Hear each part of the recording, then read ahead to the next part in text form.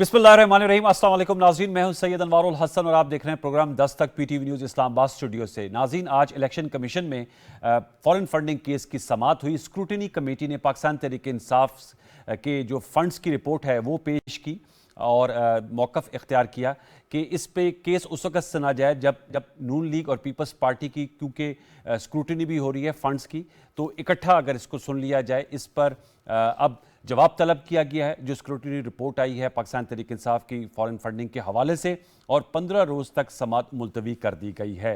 इस हवाले से आज वफाकी काबीना का इजलास हुआ। उसके बाद मीडिया से गुफ्तगू करते हुए वज़ीर इत्तलात व नशियात फवाद चौधरी साहब ने कहा कि एक मरतबा फिर PTI सुरखरू हुई है और अपोजिशन के अरमान हैं वो टाइम फिश हो गए हैं। उन्होंने कहा कि जो PTI की फंडिंग है उसका पूरा एक कानूनी निज़ाम वज़ा किया गया है और PTI को दुनिया भर से जो कारकुनान हैं वो फंड करते हैं और इमरान खान साहब, प्राइम मिनिस्टर इमरान खान साहब की क़यादत में बिलीव करते हैं। उन्होंने इलेक्शन कमीशन से ये भी कहा कि तमाम जमातों की, चाहे वो मुस्लिम लीग नवाज़ है, पाकिस्तान पीपल्स पार्टी है, उनकी जो फॉरेन फंडिंग है उसका मवाजना और वो भी पब्लिक की जाए, जैसे PTI का कहा गया है। फरीकाइन को दे दी गई रिपोर्ट, ऑफिशियली इसे अभी पब्लिक नहीं किया गया। तो इस मामले में ज़रूर गुफ्तगू करेंगे क्योंकि इस पर काफ़ी अरसे से पॉलिटिकल डिबेट हो रही है कि इसकी क्या इम्प्लीकेशंस हो सकती हैं, क्योंकि अब इलेक्शन कमीशन का जो 3 रुकनी मेंबर्स हैं चीफ इलेक्शन कमिश्नर साहब की सरबराही में, वो इसकी समाअत करेंगे।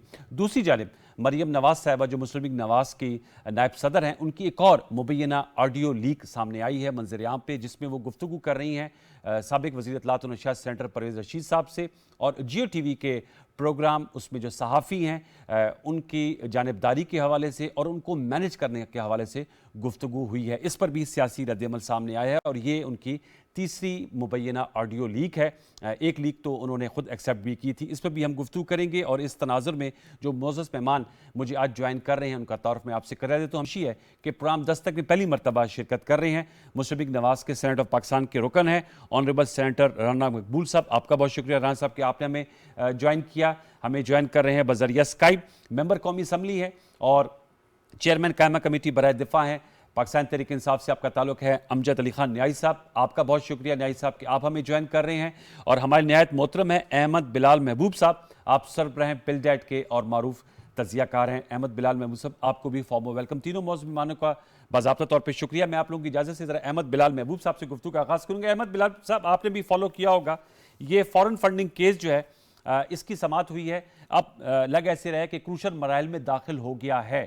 स्क्रूटिनी रिपोर्ट मीडिया में तो शेयर हुई भी है, हमारे पास ये PDF फाइल में आई है, लेकिन बाज़ाब्ता तौर पे इसको पब्लिक नहीं किया गया। फवाद चौधरी साहब ने आप आज इस पर तफसीलन कमेंट किया और उन्होंने कहा कि PTI तो विंडिकेट हो गई है और हमारा एक मरबूत सिस्टम पाया जाता है। साथ में उन्होंने कहा कि अच्छी बात है कि पब्लिक उसमें सामने व्यू में आनी चाहिए जो पॉलिटिकल पार्टीज की फंडिंग है। आपकी मैं राय लेना चाहूंगा, अब आगे किन खतूत पे ये मामलात आगे बढ़ते हुए आपको दिखाई दे रही हैं?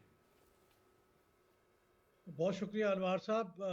देखिए, ये इस बारे में किसी जजमेंट पे पहुंचने के लिए हमें उजलत नहीं करनी चाहिए।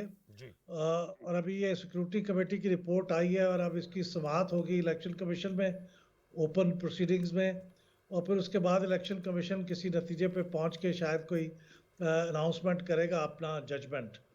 तो उस वक्त तक हमें इसका इंतज़ार करना चाहिए। लेकिन बुनियादी नुक्ता यही है कि अगर इसके अंदर किसी फॉरेन इंडिविजुअल या फॉरेन कंपनी या फॉरेन एसोसिएशन की फंडिंग है, तो फिर ये यकीनन बहुत नुकसानदेह है PTI के लिए।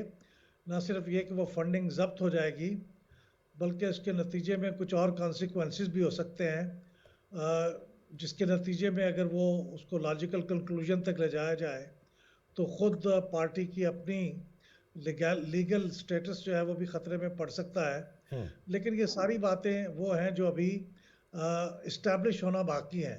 ठीक। जब वो इस्टेब्लिश होंगी तो उसके बाद ही ये कॉन्सिक्वेंसेस आएंगे।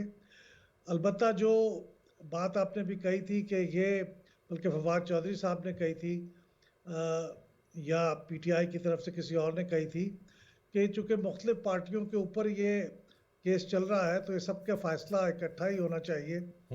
मेरे ख्याल में उसकी तो कोई मंतक नहीं बनती, इसलिए कि पहले एक कंप्लेंट आई, फिर कुछ महीनों के बाद काफ़ी महीनों के बाद दूसरी कंप्लेंट आई, जी। तो ज़ाहिर है पहले की प्रोसीडिंग्स तो एक हद तक पहुंच चुकी हैं।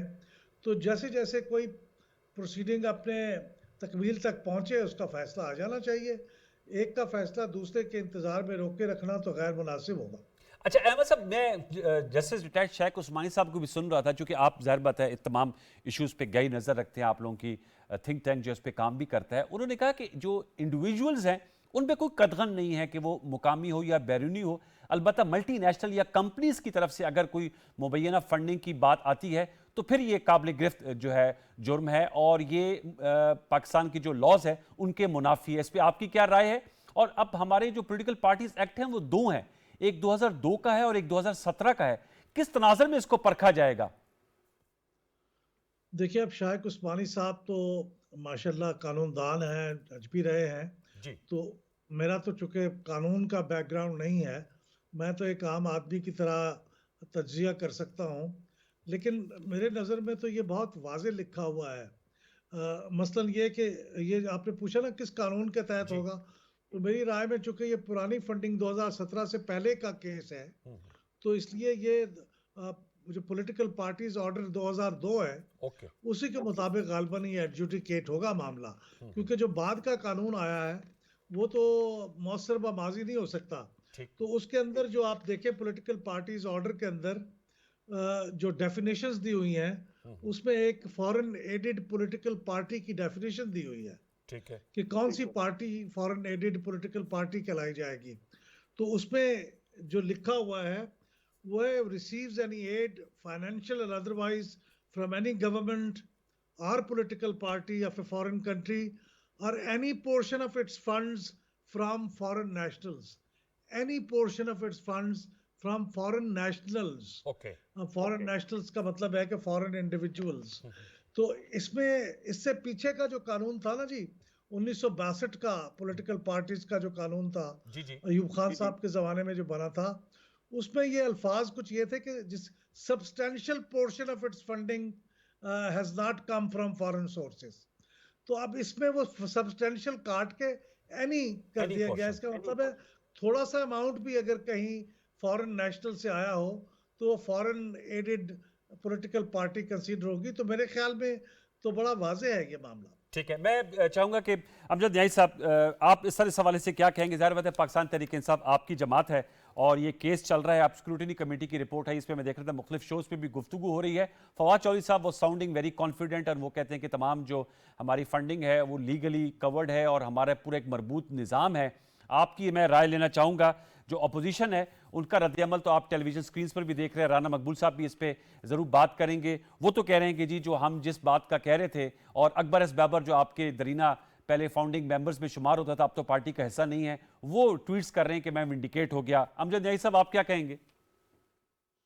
बिस्मिल्लाहिर्रहमानिर्रहीम। अनवार, मीडिया ट्रोलिंग वाले अपनी मीडिया ट्रोलिंग करते रहे, लेकिन पाकिस्तान तहरीक इंसाफ ने डे वन से अपना एक सिस्टम बनाया है और वो बड़ा कंप्यूटराइज्ड है और बड़ा उन्होंने एक जो है मरबूत निज़ाम जो है वो तरतीब दिया हुआ है, जिसके तहत हर एक पैनी जो है वो उसमें जो जिस अकाउंट में जाती है उसका बकायदा जो है ऑडिट होता है, और जिस दूसरे अकाउंट में शिफ्ट होता है उसका भी पूरा एक रिकॉर्ड मौजूद है।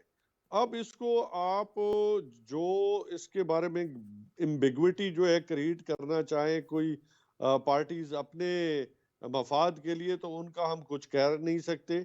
लेकिन अल्लाह ताला का शुक्र है कि इससे पहले जनाब इमरान खान साहब का केस जब सुप्रीम कोर्ट में आया, तो जी। उन्होंने अपना एक एक पाई एक एक पैनी जो है वो सुप्रीम कोर्ट के अंदर अपने विद रिकॉर्ड्स विद रिसीट्स जो है वो रखी, और अल्हम्दुलिल्लाह वहां से अल्लाह ताला ने सुरखरू किया और सादिक और अमीन कहलाए।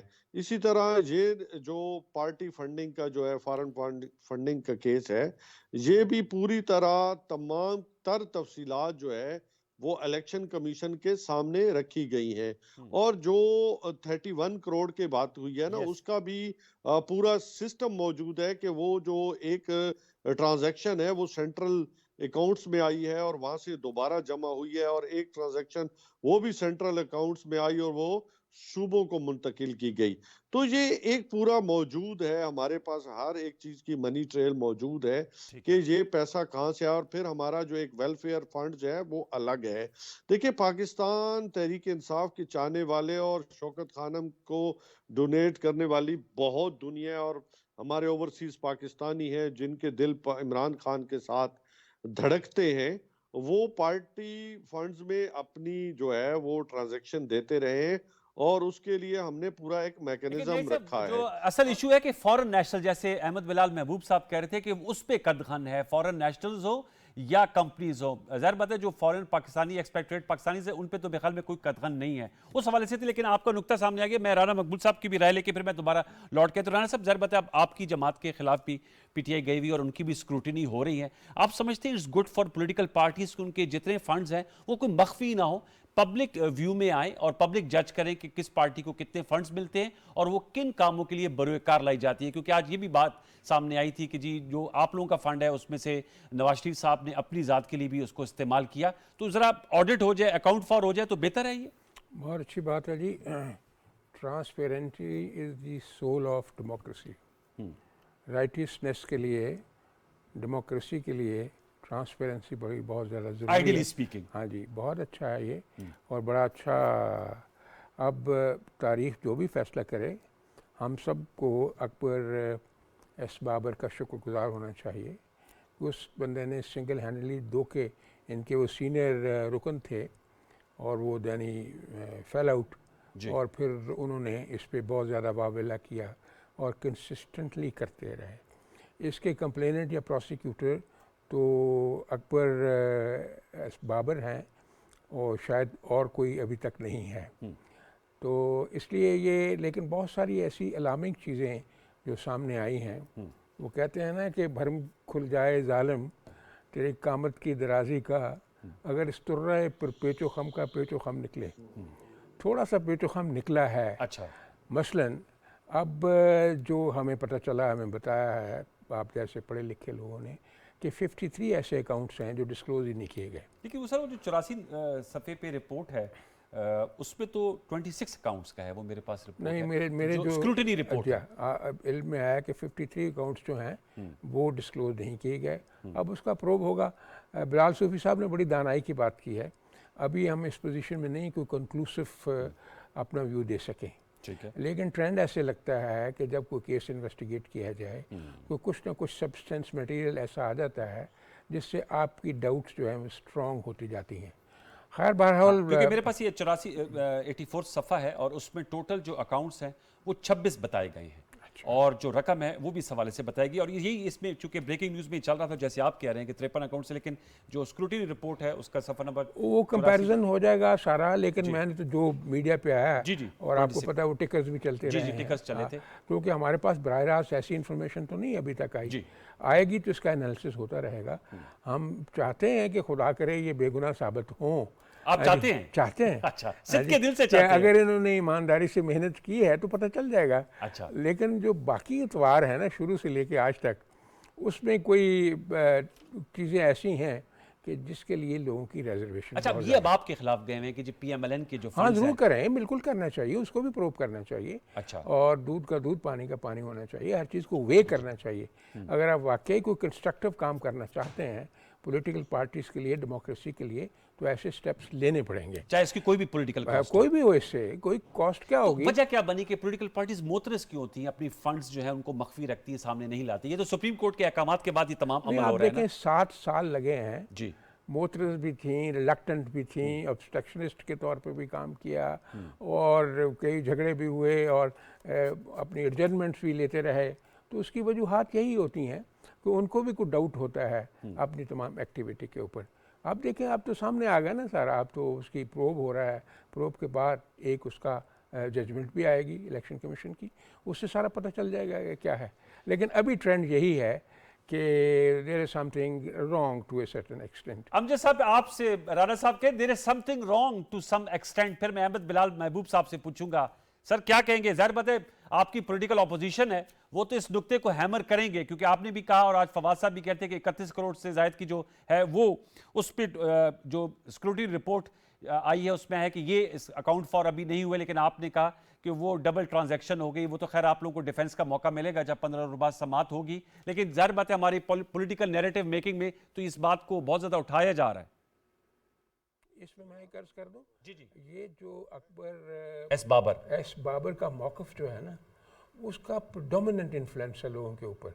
कह रहे प्रेडोमिनेंट इन्फ्लुएंस है, लोग उसको सुनते रहे हैं, और कोई जो पॉलिटिकल पार्टी जो है जिसको वो अक्यूज कर रहा है, वो ऐसी कोई सब्सटेंशियल डिफेंसिव एविडेंस नहीं ला सकी उसके खिलाफ कि ये बंदा ऐसे क्यों कर रहा है। इसका जवाब दीजिएगा न्यायी साहब। अनवार, मैंने कहा कि पाकिस्तान तहरीक इंसाफ तो चाहती है कि ओपन फोरम पे जो है वो हेयरिंग हो, और बेशक फोरेंसिक ऑडिट करा लिया जाए। तमाम तफसीलात पहले भी दी गई हैं, और फिर दोबारा भी हमने कोई छुपाने की ना कोशिश की है और ना हम ऐसा चाहते हो, क्योंकि पाकिस्तान तहरीक इंसाफ तो शफाफियत पे यकीन रखती है, मुल्क के अंदर रूल ऑफ लॉ पे यकीन रखती है। बाकी जो है इनका ये कहना, अकबर एस बाबर जो है वो मैं समझता हूँ कि कोई ऐसा क्रेडिबल बंदा नहीं है। उनकी जो डूबियस किरदार है जिसकी वजह से उसे पाकिस्तान तहरीक इंसाफ से निकाला गया, अब वो कोई पॉजिटिव वे में तो ये काम कर नहीं रहे। वो उनका जो है वो इंतकामी चक्रों में जो है दरख्वास्त बाज किस्म के लोग होते हैं जो अक्सर आपको कचहरियों में और कई कई अदालतों में आपको नजर आते हैं, जो वो दरख्वास्त बाजी पे उनका जो है ताकि लोगों को या पार्टीज को या किसी भी शख्सियत को ब्लैकमेल किया जा सके। लेकिन पाकिस्तान तहरीक इंसाफ जो है ऐसे जो ब्लैकमेलरों से हमेशा जो है वो इज्तनाब भी करती है और ना इनके दबाव में आती है। हाँ, इनके पीछे जो खेलने वाले हैं वो अपना बेशक खेल खेलते रहे, लेकिन हम अपना जो है वो चेहरा जो है वो साफ चेहरा जो है इंशाअल्लाह ताला वो पहले भी कौम के सामने था, दोबारा भी कौम के सामने लेके जाएंगे, और अल्लाह ताला की ज़ात जो है इससे हमें सुरखरू करके दोबारा जो है, मैं समझता हूँ कि ये सारी चीज़ें पहले भी हमने दी है, दोबारा भी कौम मांगे देंगे, क्योंकि हम तो इसी पे यकीन रखते हैं कि मुल्क के अंदर जो है शफाफियत हो, मुल्क के अंदर ट्रांसपेरेंसी हो, मुल्क के अंदर करप्शन के खिलाफ जो हमारी जद्दोजहद है वो कामयाब हो। अब मैं अहमद बिलाल महबूब साहब, आज ये भी बात हो रही थी, फवाद चौधरी साहब वज़ीर इत्तलात कह रहे थे जमीयत उलमा इस्लाम पाकिस्तान, तहरीक लब्बैक पाकिस्तान, इनके फंड्स की जो है उसकी भी स्क्रूटिनी होनी चाहिए, क्योंकि आप लोग लेजिस्लेटिव ट्रांसपेरेंसी की बात करते हैं, इस पर डायलॉग्स भी कराते हैं। आप समझते हैं तमाम जमातों का ये तो चलें, एक अब आ गया पीटीआई के साबिक रुकन थे अकबर एस बाबर, वो गए, अब फ़ारूक हबीब साहब जो वज़ीर मुमलिकत बराए इत्तलात हैं, पीटीआई एज ए जमात पी MLN और पीपल्स पार्टी गई, फिर हनीफ अब्बासी साहब ने भी सुप्रीम कोर्ट को रजू किया, फिर सुप्रीम कोर्ट ने कहा कि तमाम पार्टीज़ की स्क्रूटिनी हो। जमीयत उलमा इस्लाम या दीगर इस तरह के ग्रोह जमातें तहरीक लब्बैक पाकिस्तान, उनकी भी फंडिंग को की जांच पड़ताल होनी चाहिए। देखिए, असूलन तो सारी सियासी जमातें अपने आप को जांच पड़ताल के लिए पेश करती हैं। कानून के मुताबिक हर साल हर सियासी जमात को अपने ऑडिटेड अकाउंट्स अपने सरबराह के दस्तखतों के साथ एक सर्टिफिकेट समेत इलेक्शन कमीशन को पेश करना होता है। और वो हम इसको पिछले तकरीबन 14 साल से सिलसिला जारी है। हम उनके ये जो गोशवारे जमा कराते हैं, अच्छा। हम उनका जायजा भी लेते रहे हैं। लेकिन असल मसला ये है कि जो कुछ वो जमा कराते हैं उसको देखने का, उसको स्क्रूटनाइज करने का, उसके बारे में कुछ सवाल जवाब करने का इलेक्शन कमीशन के पास कैपेसिटी नहीं है, ना वो उसका कोई जायजा लेता है। वो जैसे ही आते हैं वैसे ही उनकी फोटो कापियाँ करके वो उसको पब्लिक कर देते हैं। वो गवर्नमेंट की तरफ से जो सर्कुलर होता है वो जारी हो जाता है। वो पैसे दे के आप खरीद सकते हैं, उसको लेने में थोड़ी सी दुश्वारी होती है, लेकिन वो पब्लिक डॉक्यूमेंट है। तो ऐसा नहीं है कि सियासी जमातें उसे छुपा रही होती हैं। हाँ, मैं जब गौर से देखता हूँ उन्हें, तो उसके अंदर वो तमाम डिटेल जो होनी चाहिए वो डिटेल नहीं होती। मसलन ये सारे पैसे आपको किसने दिए हैं जो आपने इकट्ठे किए हैं, तो उसके बारे में अमूमन एक जनरल स्टेटमेंट होता है। मैं पीटीआई की बात नहीं कर रहा, मैं बिलअमूम पार्टियों की बात कर रहा हूँ। तो अगर इलेक्शन कमीशन के अंदर ये कैपेसिटी हो, बाकायदा उसका एक पॉलिटिकल फाइनेंस का विंग मजबूत हो, वो उसको एट रैंडम चेक करता रहे और सवाल करता रहे, और कोई एतराज़ की बात है तो उसको वहीं पे उसको उठाए, तो फिर ये बात आगे चल सकती है। वरना ये सब कुछ रिकॉर्ड तो मौजूद है, लेकिन इसकी तफसीलात चूँकि अंदरून खाना वो अकबर बाबर साहब को मालूम थी, तो इसलिए उन्होंने इसको उठाया और बड़ी, मैं समझता हूँ, 7 साल से वो इसके पीछे लगे हुए हैं। लेकिन ऐसा नहीं है कि पार्टियों ने इसको खुफिया रखा होता है, ये काफ़ी ओपन चीज़ें होती हैं, कोई भी जाके उसके ऊपर उठाए। अब ये पीएमएल आपने दुरुस्त कहा, ये अब जमीयत उलमा इस्लाम, फजलुर रहमान ग्रुप के जो कुछ लोग उनसे नाराज़ थे ना, जी, जैसे हाफिज़ हुसैन अहमद साहब थे, बिल्कुल। इस तरह और भी कुछ लोग थे, उन्होंने उनके खिलाफ भी शिकायत की हुई है कि उन्होंने फॉरेन कंट्री से पैसे लिए थे, तो उसके खिलाफ भी तहकीकात हो रही है। तो मेरे ख्याल में ये सारी पार्टियों के बारे में ये इलेक्शन कमीशन को ये काम करते रहना चाहिए, क्योंकि ये बहुत एक सेंसिटिव मसला है। और आपने कहा क्योंकि इंतखाबी इस्लाहात की बहुत बाज़गश्त हम सुनते हैं और इलेक्ट्रॉनिक वोटिंग मशीन, समुद्र पर पाकिस्तानियों को वोटिंग्स, आप समझते हैं इलेक्शन कमीशन ऑफ पाकिस्तान की जिस एक्सपर्टीज़ में आपने बात की कि उनमें वो एक्सपर्टीज़ पाई नहीं जाती, उस तरफ भी अब कोई ऐसी कानून साजी होनी चाहिए? तो स्क्रूटनी कमेटी बनी, इसमें ज़ाहिर बात है मुख्तलिफ डिपार्टमेंट्स के लोग भी शामिल थे, इस पहलू पर भी कुछ रोशनी फरमाएंगे अहमद बिलाल महमूद साहब before we I go for break? जी, इस बारे में कानून तो मौजूद है, अब उसकी इम्प्लीमेंटेशन इलेक्शन कमीशन ने करनी है, उसकी जिम्मेदारी है कि वो जो कुछ उसके पास आता है उसको स्क्रूटनाइज करने के लिए, उसका जायजा लेने के लिए उसके पास मैन पावर होनी चाहिए। यस। हुकूमत उसको वो तमाम फंड देने की पाबंद है, देती भी है। तो अब ये इलेक्शन कमीशन का काम है। मैंने सुना है कि मेरे इल्म में है कि 100 से ज़्यादा लोग अभी हाल ही में इलेक्शन कमीशन ने रिक्रूट किए हैं। तो मुझे लगता है कि इस तरफ काम तो हो रहा है, लेकिन ज़रा अभी वक्त लगेगा और तेज़ी से होना चाहिए। ठीक है। लेकिन इसके लिए कानून की ज़रूरत नहीं है, उसके ऊपर इम्प्लीमेंटेशन की ज़रूरत है। Fair fair enough. एक व्यूअर्स छोटा सा वक्फा लेते हैं, वक्फे के बाद आएंगे तो इस तक में गुफ्तगू को आगे बढ़ाएंगे, हमारे साथ रहिए।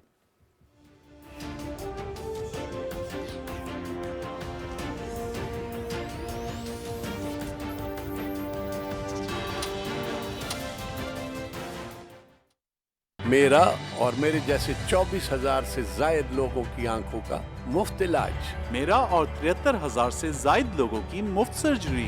मेरा और 90,000 से जायद लोगों का मुफ्त डायलिसिस। मेरी अम्मी की तरह 31,000 से जायद लोगों के दिल का मुफ्त इलाज। सेहत कार्ड प्लस प्रोग्राम से सिर्फ पिछले एक ही साल में लाखों लोग मुल्क भर में मुंतखब शुदा सरकारी और प्राइवेट अस्पतालों में मुफ्त इलाज करवा चुके हैं। हुकूमत खैबर पख्तूनख्वा, महकमा इत्तलात व ताल्लुकात आमा।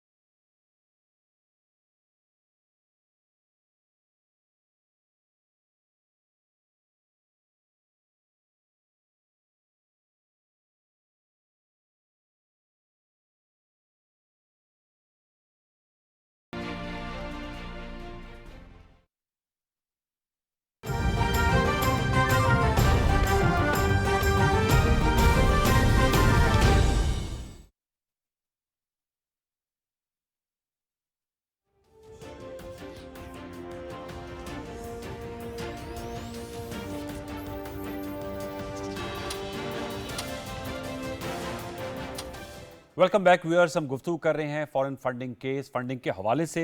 Before we switch to our next issue, मैं चाहूँगा राणा साहब, चूँकि आप पुलिस में इंस्पेक्टर जनरल पुलिस भी रहे हैं, फंडिंग, अब तो हम पॉलिटिकल पार्टीज़ की बात कर रहे हैं, पॉलिटिकल रिलीजियस पार्टीज़ की बात कर रहे हैं, तमाम आउटफिट्स और ग्रुप्स की फंडिंग का सुराग ज़रूर लगाना चाहिए, क्योंकि इससे पता चलता है मनी ट्रेल कि कहाँ से कौन ऑपरेट कर रहा है। You agree? नहीं, इससे रूट्स को डिग आउट करने में बड़ी मदद मिलती है।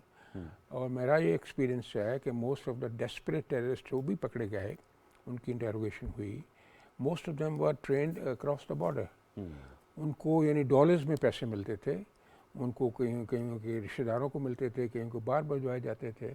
तो जब वो हमने सारी इन्वेस्टिगेशन की तो मसलन ये सौलत मिर्ज़ा जो आपने सुना है जी, हाँ, तो और भी बहुत सारे ये पकड़ा गया और उसने इतने डॉलर जो हर महीने ने कुछ आधे इसके कराची में आ जाते थे, आधे इसके रिश्तेदारों को बाहर चले जाते थे। और जब वो सारा हुआ तो आपको पता ही फिर उसने क्या क्या किया था। तो ये तो एक मिसाल है, सैकड़ों मिसालें ऐसी हैं। इसलिए बहुत ज़रूरत है कि जो टेररिज्म के लिए फंडिंग होती है उसका सुराग लगाना, उस तक पहुँचना, और जितनी मजहबी जमातें हैं उनका देखना, उसको प्रूव करना। आइडेंटिकली NGOs की हद तक भी जाना चाहिए हमारी मशीनरी को कि ये फंडिंग लेजिटिमेट है कि नहीं है। और वो जैसे अहमद बिलाल साहब कह रहे हैं कि कवानीन तो मौजूद है, असल इशू जो है उस पर अमलदारी का आता है। हमारा प्रॉब्लम ही इम्प्लीमेंटेशन का है।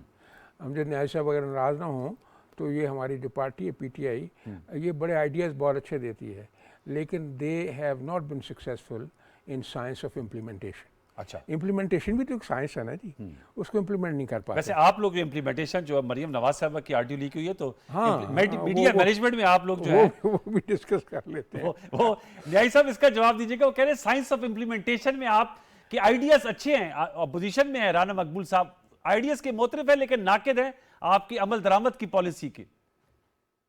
वैसे वो हम जो है ना जिस चीज में मार खा रहे हैं ना वो है लिफाफा क्रेसी, और हम लिफाफा क्रेसी की चूंकि प्राइम मिनिस्टर जो है कायल नहीं है, और जो लोग कायल हैं और उनकी खबरें भी आपके सामने आ रही हैं कि उन्होंने हमेशा एक जो है मीडिया मैनेजमेंट थ्रू लिफाफा दे के की है, तो वो समझते हैं कि जी लुक बिजी डू नथिंग वाला उनका हमेशा से ये काम है। अगर देखें आज पाकिस्तान के जो हालात है ना, जो बेरोजगारी आई है, जो मुल्क जो है वो मुश्किल में आया है, जहां आज इतने हम मुश्किल क्राइसिस हमारी इकॉनमी फंसी है कर्जों में, ये सब तो इन्हीं का किया धरा है। अगर काश कि अगर ये इन्होंने काम किया होता तो आज हमारे इदारे इतने तबाह हाल होते, हमारी जो ब्यूरोक्रेसी है वो आज एक उनका एक स्टैंडर्ड होता जो आप 60 की दहाई में देखते हैं।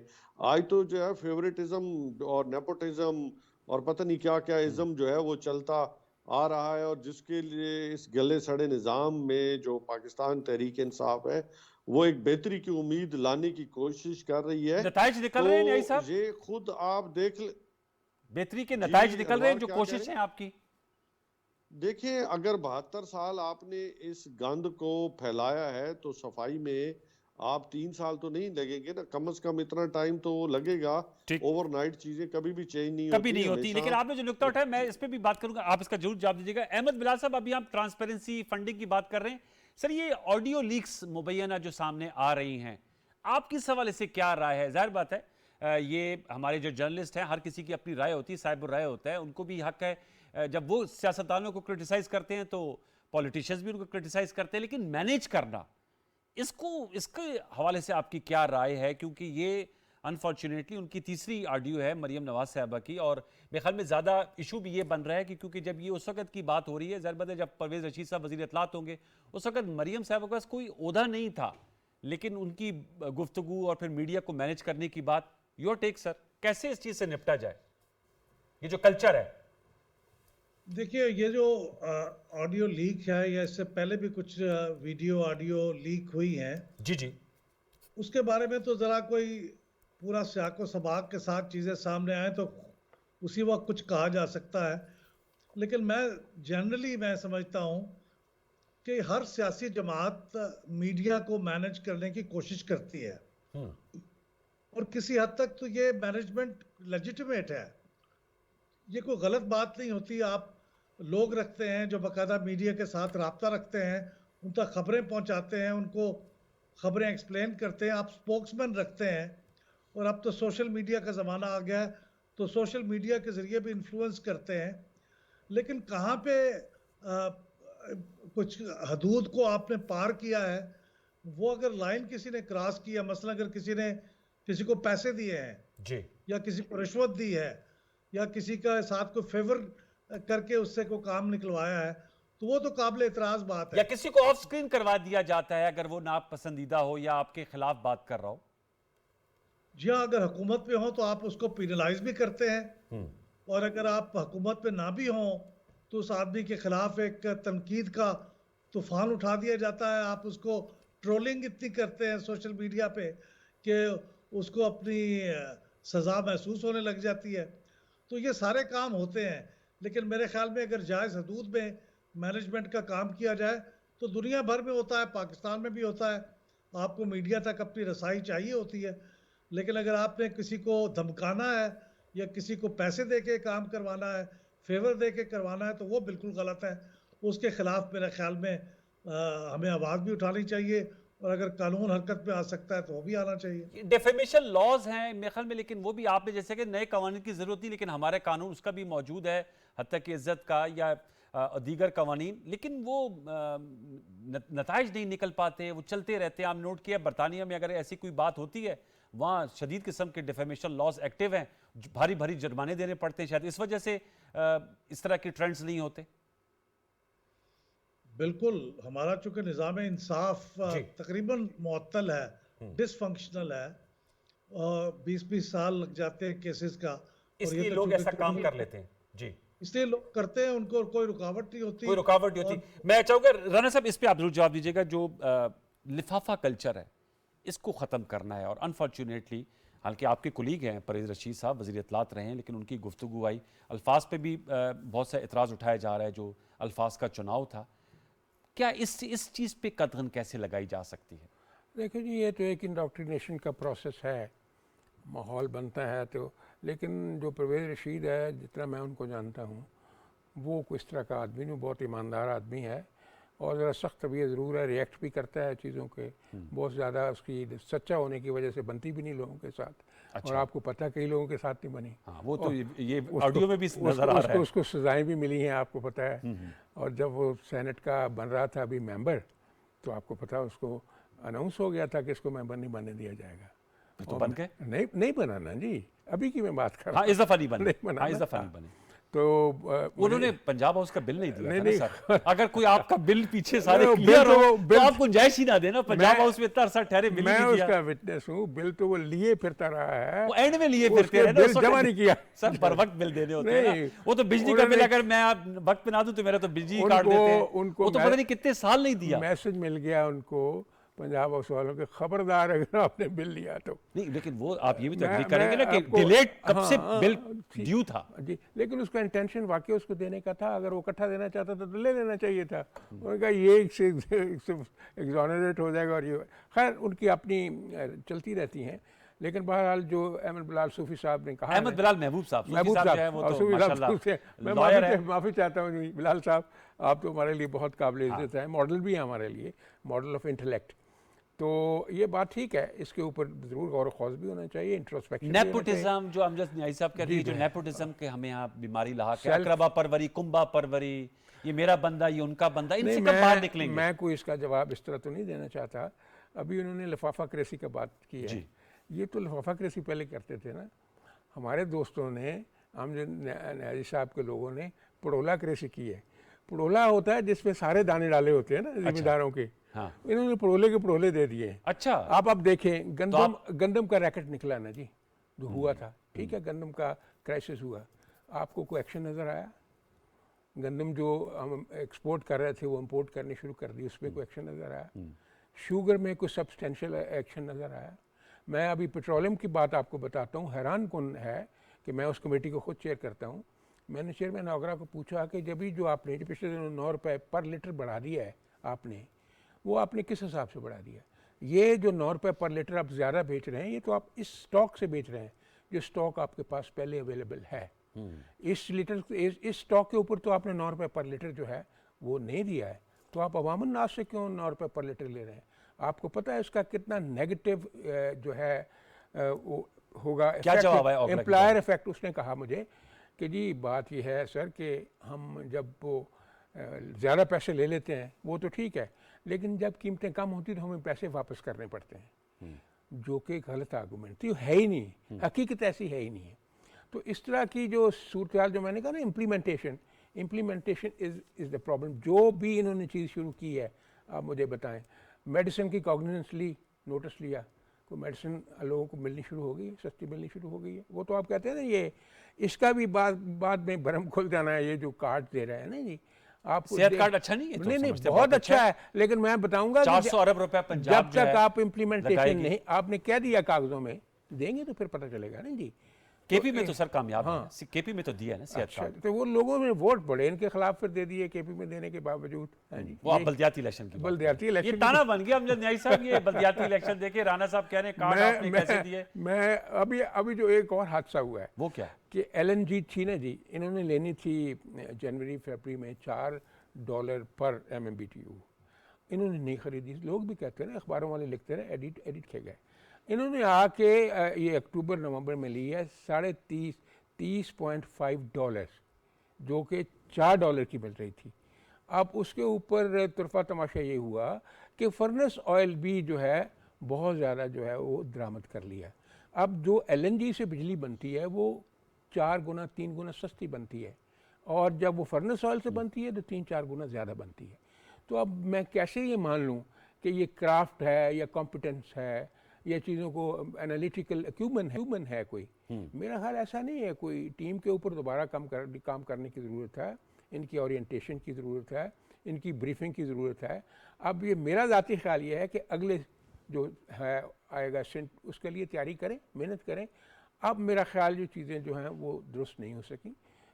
House can not be put in order right now. नहीं, वो कहते हैं इट्स नेवर टू लेट, एक अंग्रेजी की नहीं, बड़ी नहीं, मशहूर नहीं, ज़रबुल मिसल है। वक्त थोड़ा रह गया ना जी। अभी तो सर सितंबर 2023 में इलेक्शन होने हैं, वक्त कैसे थोड़ा रह गया? ये तो जनवरी में नहीं, बैठे। अगर 3.5 पौने 4 साल में नहीं हुआ तो 1.5 साल में क्या?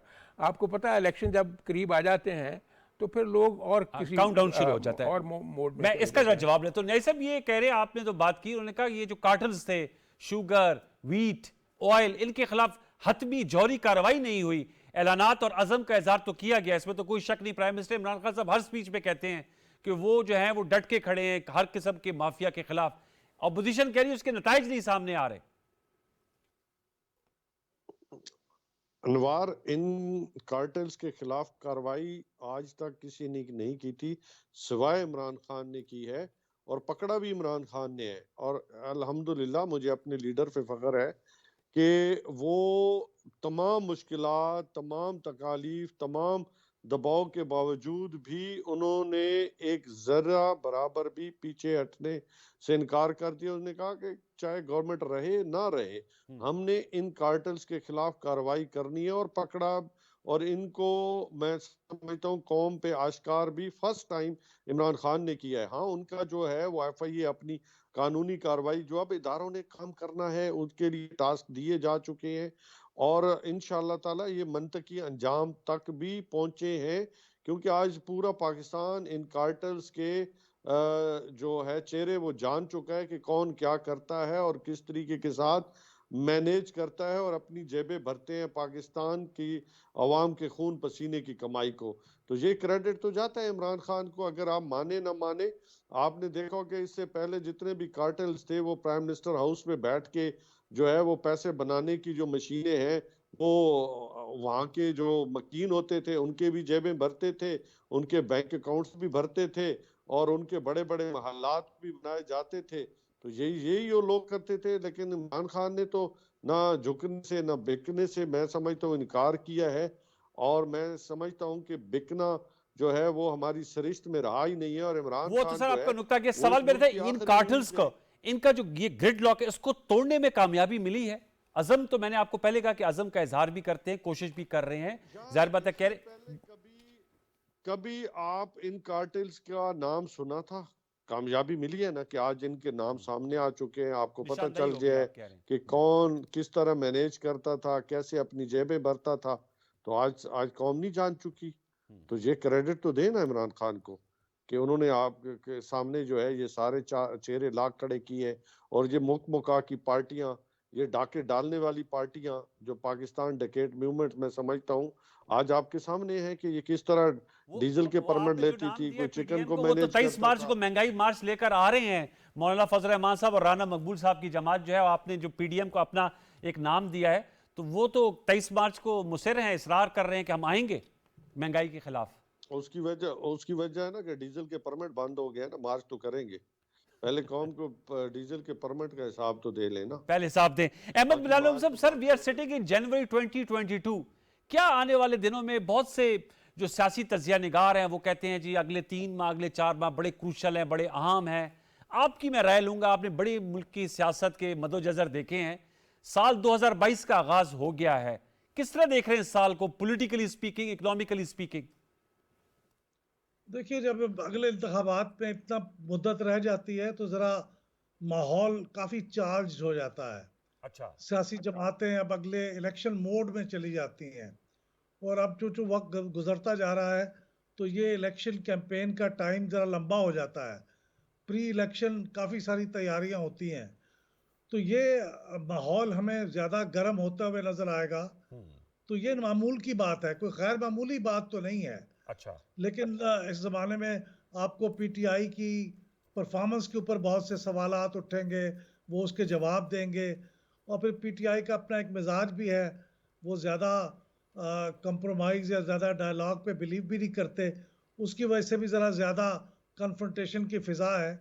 तो ये मेरे ख्याल अगले जो 20 महीने हैं उसके अंदर ये फ़िज़ा मज़ीद टेंस होती चली जाएगी, मुझे ऐसे लगता है। लेकिन ये बहरहाल in the nature of things है कि ऐसे ही होता है। इस हुकूमत में शायद ये ज़्यादा हुआ है क्योंकि ये ज़्यादा गुफ्त शुरीद नहीं करते जैसे माजी में होता है। अच्छा, ये भी मैं आपको चलते चलते आपसे सवाल कर लूं, क्योंकि ईवीएम से हम हमेशा आपसे क्वेश्चन करते हैं। आज भी जो कैबिनेट मीटिंग हुई उसमें अब ये फैसला हुआ है कि ministry of science and technology EVM machines provide करेगी। इलेक्शन कमीशन की जो डिमांड है, और जो इस्लामाबाद के लोकल बॉडी इलेक्शंस है उसमें इनका इस्तेमाल अमल में लाया जाएगा। तो आप कहते हैं इट्स अ गुड डेवलपमेंट, एक अच्छी पेशरफ्त है। अगर इस्लामाबाद के लोकल बॉडी इलेक्शंस में इसका इस्तेमाल हो तो ज़रा ट्रायल भी हो जाएगा, जिसका आप अक्सर तस्करा करते हैं अहमद बिलाल साहब। जी बिल्कुल, मेरे ख्याल में ये चूंकि अब कानून बन चुका है जी, मैं इसे पसंद करूं या ना पसंद करूं, या कोई और पार्टी पसंद करे या ना करे, लेकिन अब कानून है तो इलेक्शन कमीशन को इस पे अमल करना चाहिए। और उसको अमल करने के लिए जितनी जल्दी से वो ये प्रोक्योर करें और जितनी जल्दी इसका टेस्ट शुरू करें वो बहुत अच्छा है। तो मेरे ख्याल में वो स्पेसिफिकेशंस दे दी होंगी उन्होंने, ठीक। और उन्हें कहा होगा कि इन स्पेसिफिकेशंस के मुताबिक वो प्रोवाइड करें। अगर वो वक्त पे प्रोवाइड हो जाती हैं तो बहुत अच्छा है कि वो टेस्ट हो जाएंगी। लेकिन ये भारत आप नुकता उठाए, मैं राना साहब आपसे जानूँ, जैसे हम अमजद न्याई साहब से आप भी सवाल उठा रहे हैं, अहमद बिलाल महबूब साहब भी कह रहे हैं, हम भी उठाते हैं, अपोजिशन से भी सवाल उठाए जाते हैं। जो आपकी स्ट्रेटजी है, आप समझते हैं उसमें अब क्लैरिटी आ गई है कि नून लीग के अंदर भी एक बयानिए की जंग चल रही है। 2022 में PMLN और नवाज शरीफ साहब की वापसी के हवाले से भी बड़ी मुख्तलिफ मुतज़ाद खबरें आती हैं, आप तो बड़े करीबी हैं, कुछ बताएंगे 2022 में PMLN की सिमत का तयन हो जाएगा? Who is leading the party, Shahbaz साहब या मरियम साहिबा? अपनी असेसमेंट मैं देता हूँ। पार्टी की भी दीजिए। हाँ, पार्टी की भी दूंगा। जब परवेज़ मुशर्रफ थे, he was much stronger man than this setup, तो सारे कहते थे, मेरे कुलीग्स भी जो होते हैं ना, हर तरह के होते हैं, कि वो तो नहीं आ सकते। हमने तो सफ़र किया था, कैद भी रहे, तो वो तो नहीं आ सकते। मैं यकीन से कहता था कि मियां नवाज आएगा भी और प्राइम मिनिस्टर भी बनेगा, और अब 2022 अब में भी आप क्या ऐसे ही होगा। नहीं, अब तो उन पे वो बनी तायत नायल क्या वज़ीर-ए-आज़म क्या कैसे क्या बन कैसे तायत सुप्रीम कोर्ट ने अब किया। मेरी अर्ज सुन लो, मेरी अर्ज सुन लो।